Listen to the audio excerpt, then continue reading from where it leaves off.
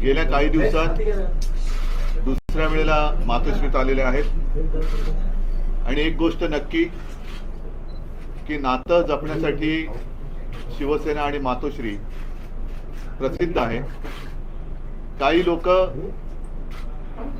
केवळ राजकारण करतात, पण आम्ही मात्र राजकारणाच्या पलीकडे जाऊन नातं जपत असतो. अरविंद जी, आप आए हो, मैं यही कह रहा था कि पिछले कुछ दिनों में आप लगातार दूसरी बार आए हो. हम तो रिश्ता मानने वाले और रिश्ते संभालने वाले लोग हैं. ठीक है, राजनीति अपनी और अपनी जगह पर है. स्वाभाविक है, आने वाला वर्ष निवडणूक का, इलेक्शन का या चुनाव का वर्ष है. इस बार अगर ट्रेन छूट गई तो हमारे देश से प्रजातंत्र गायब हो जाएगा. और प्रजातंत्र को कायम बचाने के लिए मैं सिर्फ विपक्ष, ये शब्द जो है वो थोड़ा सा गोलमाल शब्द है. विपक्ष मतलब किसका विपक्ष, किसका विरोधी? हम तो सारे देश प्रेमी हैं और देश से जो प्रजातंत्र हटाना चाहते हैं वो प्रजातंत्र के लिए और देश के लिए मैं मानता हूं आज से उनको विपक्ष या विरोधी बोलना चाहिए. लोकतंत्र विरोधी, लोकतंत्र विरोधी लोगों का मुकाबला करने के लिए और देश को बचाने के लिए हम एक साथ आए हैं, संविधान को बचाने के लिए आए हैं. और जैसा अभी आपने देखा होगा, पिछले कुछ दिनों में सर्वोच्च न्यायालय ने 2 निकाल दिए हैं. एक तो शिवसेना के बारे में है और दूसरा दिल्ली के बारे में, दिल्ली के विषय में. प्रजातंत्र में सबसे ज्यादा महत्व जो भी लोक प्रतिनिधि होते हैं उनका होना चाहिए. और आप मतलब अरविंद जी भी है और आप पार्टी भी है, सरकार भी दिल्ली की है.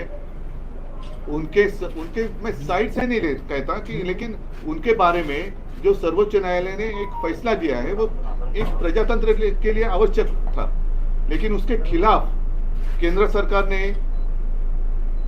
काय म्हणतात त्याला वटहुकूम, अध्यादेश लाया. तो ये कौन सा जनतंत्र है? ये तो लोगों ने चुने हुए प्रतिनिधि है, अपने लोग हैं, अपना प्रतिनिधि उन्होंने चुना है, तो उनको कुछ अधिकार होने चाहिए कि नहीं होने चाहिए?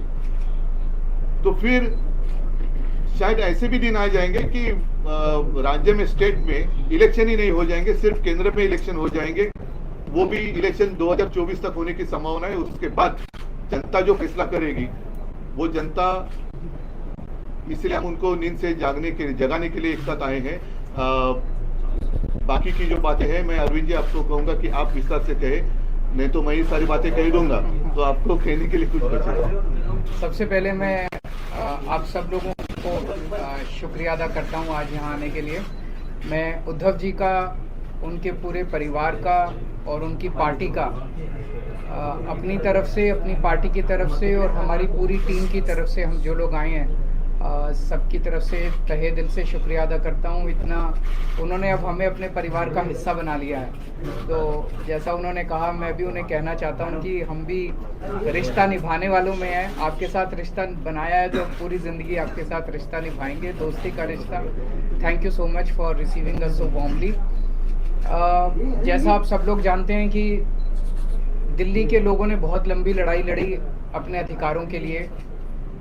जैसे ही दिल्ली में हमारी सरकार बनी 2015 में, हमारी सरकार बनते ही मोदी सरकार ने हमारी सारी शक्तियां छीन ली एक छोटा सा नोटिफिकेशन पारित करके. फरवरी 2015 में सरकार बनी और मई के अंदर 3 महीने में नोटिफिकेशन जारी करके हमारी सारी शक्तियां छीन ली. 8 साल दिल्ली के लोगों ने लड़ाई लड़ी सुप्रीम कोर्ट के अंदर. 8 साल लड़ाई लड़ने के बाद सुप्रीम कोर्ट ने हमारे पक्ष में फैसला दिया. जिस दिन फैसला आया 8 साल की लड़ाई के बाद, उसके 8 दिन के अंदर केंद्र सरकार ने अध्यादेश जारी करके वो सारी शक्तियां वापस छीन ली. तो जनतंत्र के अंदर जनता की चलनी चाहिए कि गवर्नर की चलनी चाहिए, जनता की चलनी चाहिए कि केंद्र की चलनी चाहिए? जनतंत्र में तो चुनी हुई सरकार के पास पावर होनी चाहिए ताकि जनता के, जो जनता मांगे वो काम कर सके, जनता के प्रति जवाब दे, तो चुनी हुई सरकार होती है. लेकिन उन्होंने सारी शक्तियां छीन ली. इसका मतलब ये साफ साफ ये लोग ये बोल रहे हैं कि हम सुप्रीम कोर्ट को नहीं मानते. पिछले जिस तरह का इनका रवैया इन लोगों का हमने पिछले कुछ महीनों में ये भी देखा, कैसे इन लोगों ने, इनके मंत्रियों ने, इनके नेताओं ने सुप्रीम कोर्ट के दूसरे जजों को किस तरह से ये लोग गाली देते हैं, गंदी गंदी गालियां देते हैं। जिस तरह से इनके लोग जजों के खिलाफ और जुडिशरी के खिलाफ सोशल मीडिया पे कैंपेन चलाते हैं, इनके लोग जजेस को, रिटायर्ड जजेस को एंटी नेशनल बोलते हैं। तो इनका जुडिशरी पे इनका कोई वो नहीं है। अब इन्होंने एक मैसेज दे दिया कि सुप्रीम कोर्ट जो मर्जी फैसला दे, हम नहीं मानते, हम ऑर्डिनेंस ला के सुप्रीम कोर्ट के फैसले पलट देंगे। ऐसे हमारा कैसे चलेगा? ऐसे तो हमारा देश नहीं चल सकता। और ये जनतंत्र सुप्रीम कोर्ट को भी नहीं मानते और ये जनतंत्र को भी नहीं मानते। शिवसेना तो सबसे ज्यादा भुक्तभोगी है। किस तरह से भारी बहुमत से चुनी हुई, जनता द्वारा चुनी हुई सरकार को इन्होंने गलत तरीके से सीबीआई से, ईडी से, पैसे से इनके एमएलएस को तोड़ के इनकी सरकार गिरा दी। तो अब इनके 3 तरीके हैं बीजेपी के। 3 तरीकों से अगर कोई बीजेपी की सरकार नहीं बनाएगा, किसी राज्य में नहीं बनेगी, तो या तो वो एमएलए खरीद के उसकी सरकार गिरा देंगे, या एमएलए सीबीआई और ईडी का डर दिखा के एमएलए तोड़ के उनकी सरकार गिरा देंगे, और या फिर ऑर्डिनेंस ला के उनकी सारी शक्तियां छीन लेंगे। दिल्ली में यही हुआ। इन्होंने ऑपरेशन लोटस किया, 2-3 बार ऑपरेशन लोटस किया, हमारे एमएलए खरीदने की, तोड़ने की कोशिश की, हमारा एक भी एमएलए नहीं बिका। जब इन्होंने देखा कि इनकी सरकार टूट नहीं रही, इनकी सरकार गिर नहीं रही, तो अब ये ऑर्डिनेंस ला के इन लोगों ने हमारी सारी शक्तियां छीन ली। तो इन लोगों को बहुत ज़्यादा अहंकार हो गया है, और जब किसी आदमी को बहुत अहंकार हो जाता है तो बहुत स्वार्थी हो जाता है वो आदमी। ऐसा व्यक्ति देश नहीं चला सकता जो इतने अहंकार और इतने स्वार्थ के अंदर जीता है। वो फिर देश के बारे में नहीं सोचता, वो केवल ये ऑर्डिनेंस क्या है, ये ऑर्डिनेंस ये है कि सुप्रीम कोर्ट की हिम्मत कैसे हो गई हमारे खिलाफ आदेश देने की, हम देखते हैं। तो ये अहंकार का नतीजा है। अहंकार के अंदर जब आदमी आ जाता है तो फिर कुछ नहीं बचता है। तो मैं बहुत बहुत शुक्रिया अदा करता हूँ शिवसेना का, उद्धव जी का, कि उन्होंने दिल्ली के लोगों का आज साथ दिया। ये लड़ाई दिल्ली की नहीं है, ये लड़ाई पूरे देश के अंदर संविधान की है, जनतंत्र की है, फेडरलिज्म की है। जिस तरह से सारी देश के अंदर सरकारों को परेशान किया जा रहा है, सीबीआई और ईडी का डर दिखा के सरकारें तोड़ी जा रही हैं गवर्नर्स के जरिए। आपको जान के ताज्जुब होगा, पंजाब के अंदर इस बार बजट सेशन नहीं बुलाने दिया गवर्नर ने। गवर्नर ने कहा बजट सेशन नहीं होगा। आप सोच सकते हैं, बजट सेशन की अनुमति नहीं दी गवर्नर ने। इनको सुप्रीम कोर्ट जाना पड़ा, सुप्रीम कोर्ट से आदेश लेके आए कि बजट सेशन होगा, तब बजट सेशन हुआ। तो ये तो जनतंत्र ही नहीं बचेगा। फिर चुनाव क्यों कराते हो? फिर तो एक प्रधानमंत्री और 31 गवर्नर बैठ के अपना देश चला लें। फिर कोई मुख्यमंत्री की जरूरत नहीं, कोई कैबिनेट की जरूरत नहीं, कोई काउंसिल ऑफ मिनिस्टर्स की जरूरत नहीं। इसको हम सबको मिलकर लड़ना होगा। ये केवल दिल्ली की लड़ाई नहीं है। और शिवसेना ने हमें प्रॉमिस किया है कि जब ये संसद में बिल आएगा तो संसद में इसके खिलाफ दिल्ली वालों का समर्थन करेंगे। दिल्ली के लोगों की तरफ से मैं बहुत बहुत शुक्रिया अदा करता हूं उद्धव जी का, शिवसेना का। और ये एक तरह से सेमीफाइनल होगा 2024 का। अगर 2000 राज्यसभा के अंदर ये बिल गिर जाता है तो 2024 के अंदर मोदी सरकार दोबारा नहीं आ रही है। मैं भगवान जी से बहुत धन्यवाद जी का, उनके सारे एमपी लोकसभा और राज्यसभा के मेरे साथी भी रहे, अरविंद जी, संजय राव जी, और मेरी पार्टी के प्रधान अरविंद केजरीवाल जी, और उद्धव जी ने पहले भी हम मातोश्री में आए थे और यहाँ के हमें घर जैसा माहौल मिलता है, तो उसके लिए मैं बहुत धन्यवाद करता हूँ। इतना मान सम्मान करते हैं। जैसा कि उद्धव जी ने और अरविंद जी ने बोला, लोकतंत्र खतरे में है और भारी खतरे में है।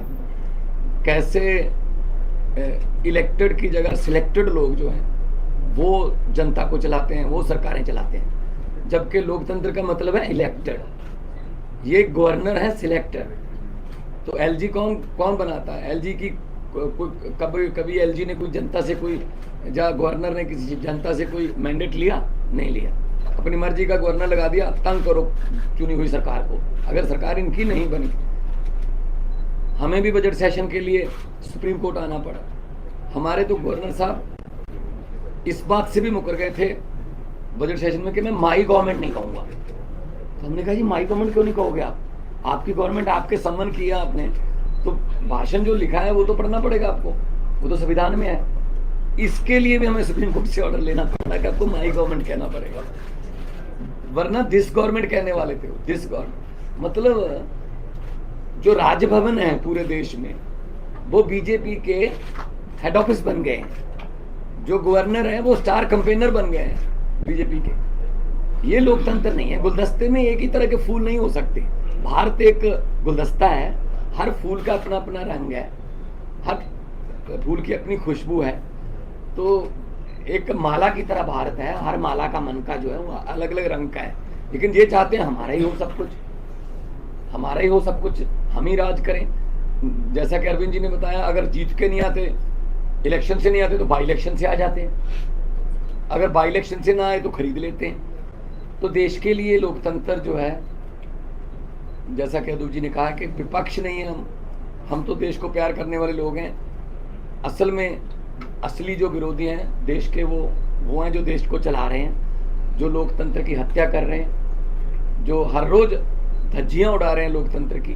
तो दिल्ली की, उसके बाद आपको सुन के ताजुब होगा, 2015 में शक्तियां छीन ली, तब 67 सीट आई थी 70 में से। शक्तियां ना होने के बावजूद भी अरविंद जी ने काम किए अपने दृढ़ इरादों से, क्योंकि उड़ान जो है वो हौसलों से होती है, वो पंखों से नहीं होती।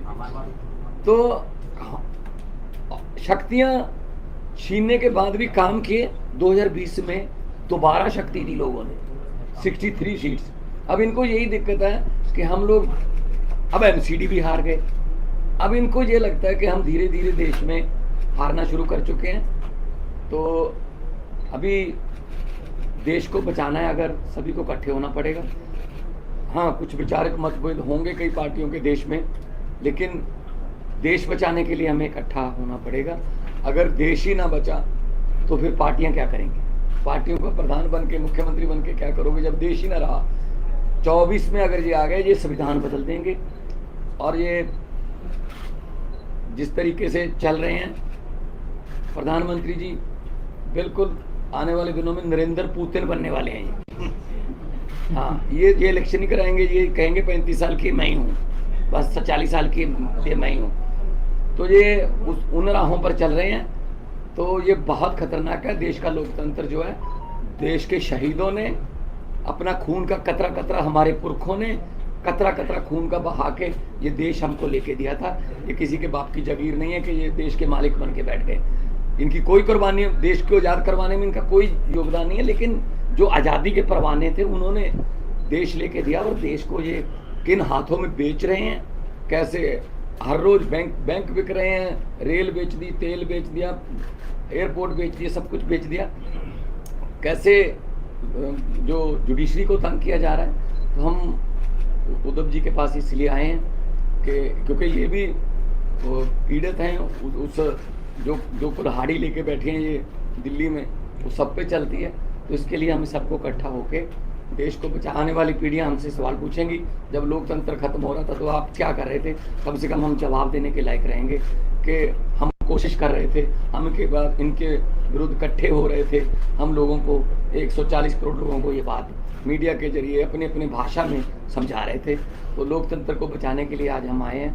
और मुझे खुशी है कि उद्धव जी ने बहुत ही साथ दिया, और पहले भी बहुत से मुद्दों पर हम लोकसभा में इकट्ठे लड़ते रहे हैं, शिवसेना के जितने भी MP साहबान होते हैं। तो मैं इनका बहुत आभार भी व्यक्त करता हूं कि हमें मान सम्मान दिया, और इनको पंजाब आने का न्योता भी देता हूं। आइए दरबार साहब, आइए के वहाँ पे बहुत शांति सुकून वाली जगह, और हम लोग मिल के सब देश को, क्योंकि लंबे सफ़र को मीलों में मत बांटिए, कौम को कबीलों में मत बांटिए। एक बहता दरिया है मेरा भारत देश, इसको नदियों और झीलों में मत बांटिए।